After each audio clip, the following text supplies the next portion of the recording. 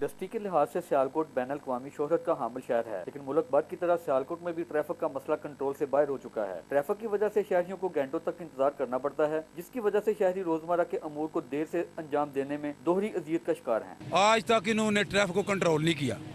ہم نے کئی بار اس بات کو اٹھایا تھا اور یہ ٹریفک وارڈن کا انہوں نے بندوبست کیا، لیکن وہ جو ٹریفک وارڈن ہے وہ بھی ٹریفک کو کنٹرول کرنے میں ناکام ہو چکے ہیں اور مال بنانے میں وہ کامیاب ہیں۔ تو یہ شہری جو ہیں بہت تنگ ہیں اور جو اگلے 5-10 سال ہیں وہاں سے گزرنا مشکل ہو جائے گا۔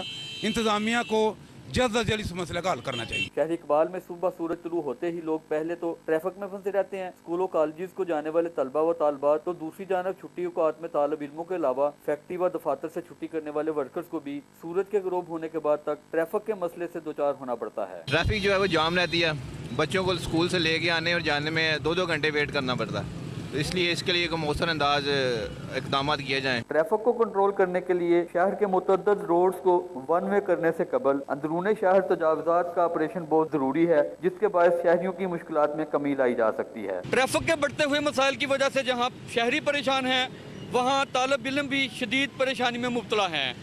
ڈاکٹر شہزاد نسیم، پاک نیوز، سیالکوٹ۔